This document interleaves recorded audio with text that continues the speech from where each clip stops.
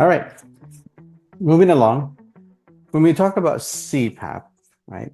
So CPAP maintains pressure throughout inhalation and exhalation. So it's the same, right? It's the same. It's one pressure. However, nowadays we do have comfort settings, which are called C-Flex with Philips and EPR with ResMed. So these settings are meant to allow for patient to exhale out more comfortably. And they're typically set at 1, 2, or 3. In ResMed, it means a drop in pressure at centimeters of corresponding to the number. If you have a patient on CPAP of 10 and you put the patient on EPR of 2, that means that 10 upon exhalation will drop to 2 centimeters of water pressure. With Philips, it's not the same. It depends on the patient's inspiratory drive. So the higher the inspiratory drive for that patient, the lower the pressure will drop. And it's not equivalent to 1, 2, or 3 centimeters of water pressure. It could be lower. It could be more. Up to what we monitored before was it can drop up to even 6 centimeters of water pressure upon exhalation. But it does create a bilevel pressure. If you're inhaling and then you exhale, the pressure drops. That's bilevel. The difference is that ventilatory definition requires a minimum of 4, a difference of 4 centimeters of water pressure. That's per definition. And that's why they only call this as comfort settings. And they limit it to 3, if you notice, because they don't want to confuse the two, whether it's a CPAP or is it a BiPAP or a bilevel. So anyway, moving forward, the BiPAP or bilevel has 2 pressures. So you have a inspiratory pressure or inhalation during inhalation and expiratory pressure during expiration. But typically what the APAP is exactly what the CPAP is. APAP is the auto-adjusting positive airway pressure. So the device monitors, what did I mention earlier? Do you remember? What do the device monitor to make adjustments? Yung ano sir, flow. Flow limitation. Okay. So flow limitation or flow limited breaths. Ano pa? Yung ano, Snoring and apnea. So the device always look at the patient's flow limitation or flow limited breaths, snoring, and apnea.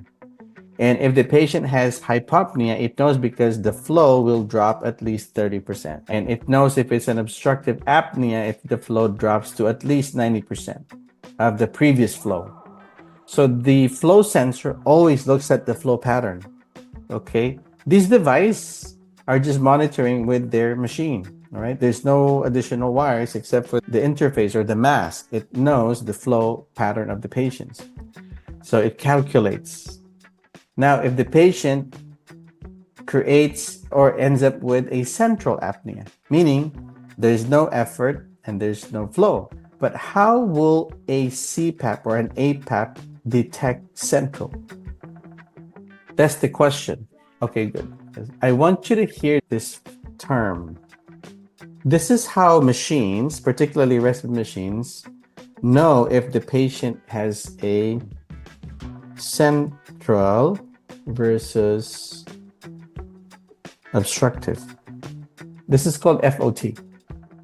FOT, this is not a new technology, by the way. FOT is old. It's an old technology, Forced Oscillation Technique. But now ResMed uses it to detect whether the patient is having a central or an obstructive apnea. Okay? okay. Just for example, the patient is breathing. Let's say this is an APAP machine, and the APAP monitors that patient's flow pattern because it has a pressure and a flow sensor. It has 2 sensors, right? So when the patient stops breathing and ends up with an apnea, we don't know yet. Let's say right here, there's no more flow. It's flat, right? What you will see, and the patient will feel this, but in the sleep lab, if you actually are using a ResMed machine and you put the patient on APAP, you will see that the flow that's flat will start to have a oscillation. What happens then is after 4 seconds that the patient has stopped breathing, it will start to give a positive and a negative pressure, very slow, 0.5, positive and negative, okay, is giving little breaths, but very small. What it does is it tries to calculate if that FOT may resistance. It knows then that the airway has blockage. Pero pag nag-emit siya ng FOT, itong oscillations of little pressure, okay, what happens then is kung walang blockage, it goes through and there's no resistance, right? So it knows that it's a central event. So if it knows that it's a central event, it will not increase pressure. But if it senses a blockage or a resistance to the FOT, it will increase pressure. And it will increase pressure until the airway opens up, but it usually increases pressure when the patient reopens their breath. So it knows also the severity because it knows the duration of the event. Now the machine will determine that, oh, did this patient stop breathing for 10 seconds, 15, 40 seconds? So the longer the apneic episode, the higher the pressure will increase. Okay? So if it's only 10 seconds, then it might increase by 1 or 0.2 or 0.4 centimeters of water pressure. Very small, but it increases upon the patient's next inspiratory phase. So it will try to keep that area open. And if the patient ends up with an apnea again, it will shoot that FOT. Then, oh man, another apnea. So when the patient reestablishes an airway opening by inhaling, it will increase higher pressure. All right. So this is how the algorithm works. Now, the same algorithm works for their auto bilevel. And there's also the same algorithm that they incorporate with the ASV and ASV auto. The more complicated or sophisticated the mode, then they just add on top of this algorithm, right? Because on APAP, it's a simple algorithm. It will respond to flow limited breath, snoring, and apnea. And it has FOT. ASV, it also monitors minute ventilation. It monitors the actual flow pattern 50 times per second. Very sophisticated algorithm. So it can do more, but the device is also more expensive. Anyway, moving forward, when we talk about leak, we have a few types of leak, right? When you say leak, there are a few types of leak. Okay, RG, remember a few types of leaks? Great, intentional, unintentional, and total leak. So what leak is the one that comes out of the mask vent ports? Intentional po. Very good. So that's actually calculated and it's not a bad leak. What's not counted into the leak is the leak around the device, around the mask. The biggest leak is the mouth leak. And so that's why when you talk about leaks, you can actually have a change in your setting, right? With Philips, they say they can still be accurate even if the leak is high as 40 to 50 liters per minute. So they vary per manufacturer. So we talked about intentional, unintentional, and total leak. Now, unintentional leak, it can stem from using a big mask, right? If you're using too big of a mask, and let's say full face mask should cover the nose or towards the nasal bridge. Some go on the mid bridge, but the bottom should sit here by default. And if you have a big mask for the patient, you end up tightening it too much. Will leak there. Okay. And one advice when you are trying to find the right size is when you use a full face mask, don't ask the patient to close their mouth. And then you measure it, right? Ask the patient to slightly open their mouth. And then you measure it. Because eventually they will open their mouth. When do you think the patients will open their mouths? During titration? Pag nakulangan sa ano? Sa... Answer is during what stage of sleep? Yes, correct. Because in REM, you have muscle atonia, right? You reduce when you go to sleep, like you drop muscle tone. You immediately drop muscle tone. Okay. as soon as you fall asleep, there's less muscle tonicity. However, when you get into REM, it's even a bigger loss of muscle tone. Okay.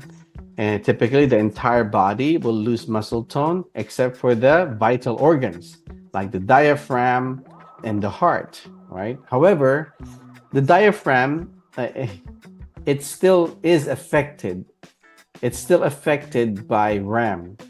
And that's why when anybody who gets into REM, you will see that their tidal volume is erratic, right? The pulse is erratic because the diaphragm is a muscle. And so it is affected by the loss of muscle tone during REM. It's not going to be as rhythmic when it comes to breathing because it's also losing some muscle tone. All right. Moving forward, arousal index is the calculation of how many times the patient wakes up all night. Okay. How do you calculate arousal index? You only count the arousal from lights out to lights on. However, you also don't count the wake epochs.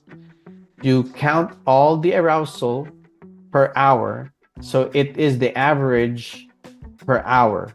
It's similar to calculating an AHI. Every time index, it means per hour. Okay. So then, why is it important? Why is arousal important? What does that signify? If the higher the arousal index, the less quality of sleep the patient has, right? So, meaning to say, it can affect calculation ng quality of sleep. Di ba meron tinatawag na sleep efficiency? SE or sleep efficiency is the ability of the patient or the person to maintain sleep. And typically, it's the total sleep time divided by the total recording time times 100.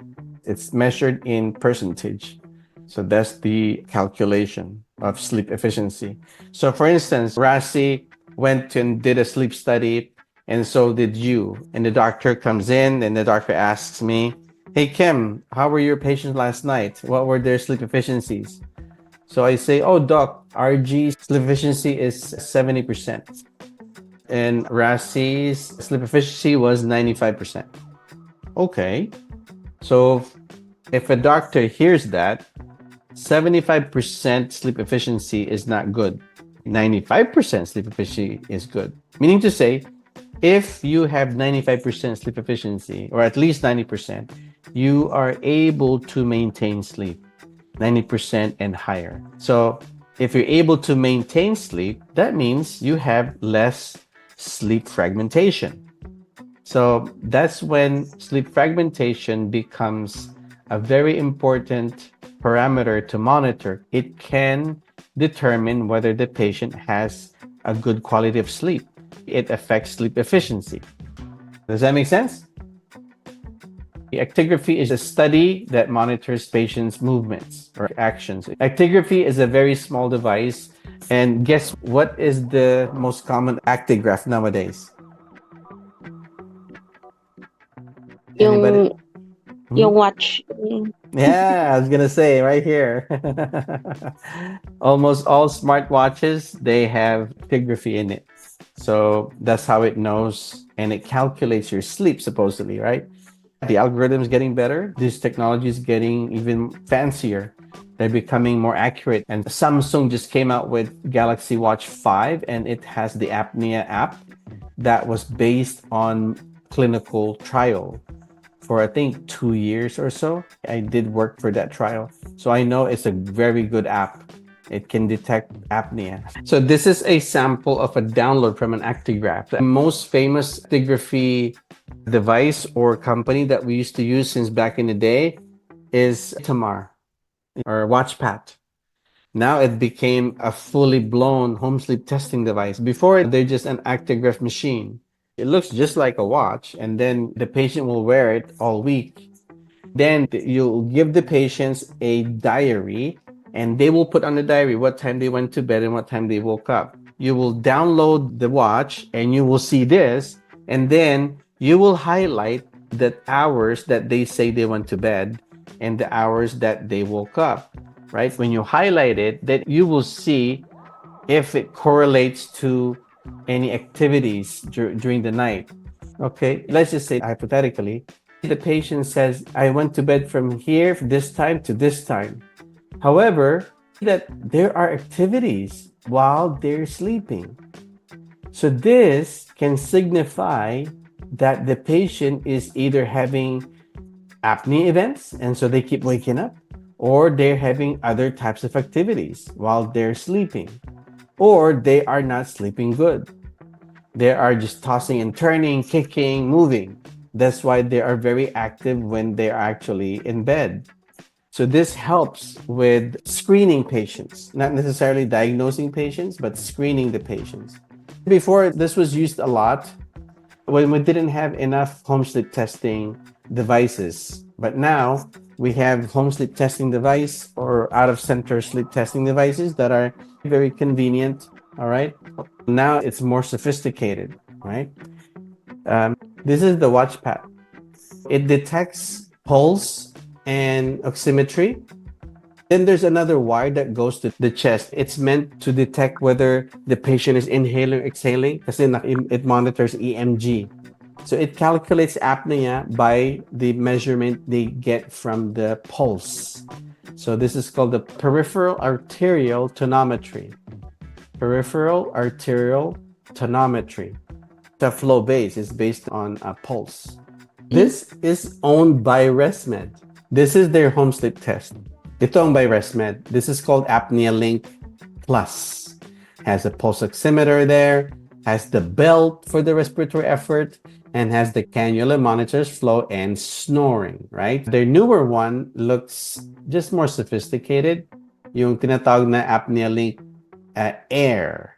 Okay, this is the new version. However, this is not their newest machine. The newest machine is the Night Owl, which is crazy. I've used this multiple times. We had samples and it gives you an AHI, it gives you an ODI.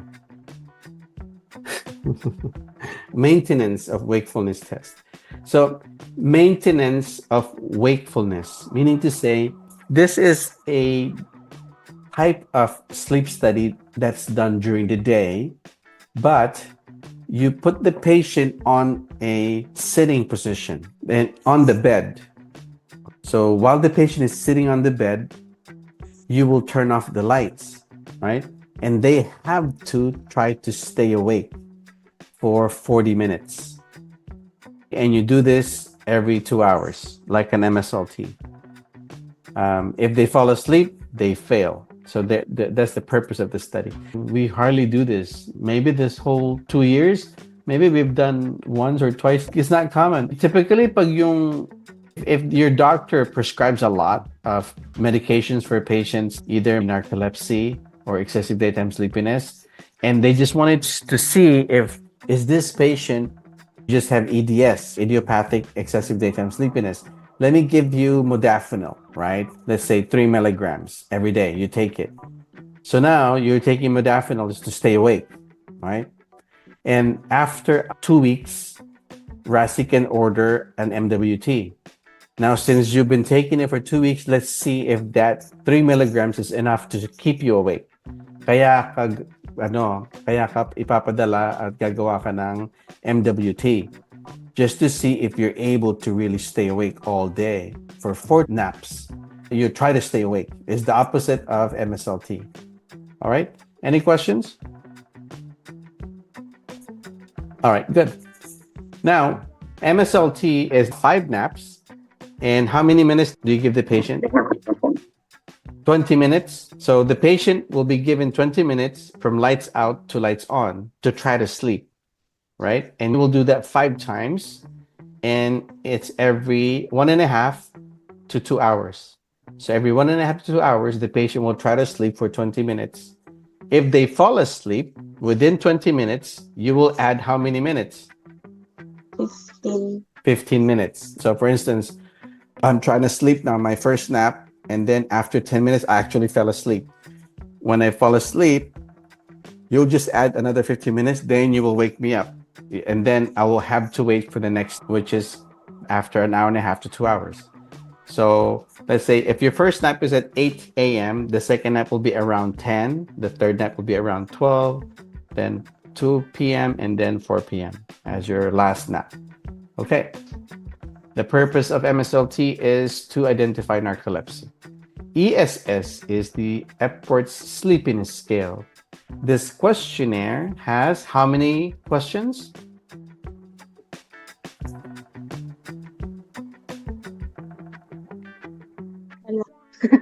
It has 8 questions.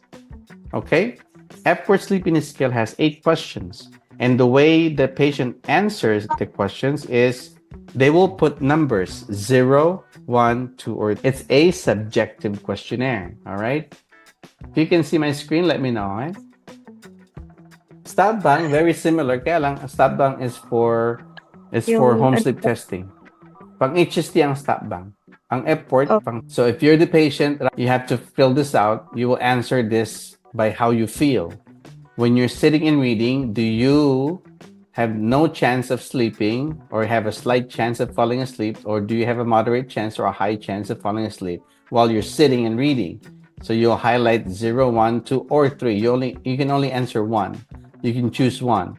And then watching television, the same. So what you do at the end is you add all the numbers, and if your score is more than 10, that means you are sleepy, positive for sleepiness, right? And so you can be referred to the sleep lab. If your answer and the total is 0, there's no need for you to be in the sleep lab. Okay? But this is the Epworth Sleepiness Scale. All right. Now, unintentional leak. We have discussed unintentional leak. And the biggest contributor for unintentional leak is what? Mask fitting. Mask fitting, when it's too large, even when it's too small. Because when you have a small mask, especially if it's nasal pillow, it covers the whole nares, right? So nasal mask naman, if it's too small, it pinches the side. Masyadong maliit yun. It's going to be very uncomfortable and it might leak. And if it's a full face mask, the bottom can be touching the lip if the full face is too small. When the patient opens up their mouth and they go into REM, the bottom of the mask is not covering their mouth anymore. So they will start leaking. So whether the mask is too big or too small, it can cause leak and irritation for the patient. And you will see high unintentional leak. And you want the unintentional leak to be lower than the manufacturer's guideline. For ResMed, is typically your leak should be below 24 liters per minute. And with Philips, they say under 40 or 50 liters per minute. Okay, then sleep onset. So sleep onset is the epoch wherein the patient starts to fall asleep. Sleep onset is your first N1, but it's calculated from lights out to the first epoch of N1. That's your sleep onset. And how long it takes you to sleep onset is called the sleep onset latency. Latency means how long did it take. And sleep-wake misperception. So sleep-wake misperception, it can be identified by the physician when the patient thinks that they slept too long or too short, or they stayed awake. But in reality, they actually have the opposite, or it's a totally opposite of what the patients feel or think. One of the questions in the post-study questionnaire is, do you feel that you slept?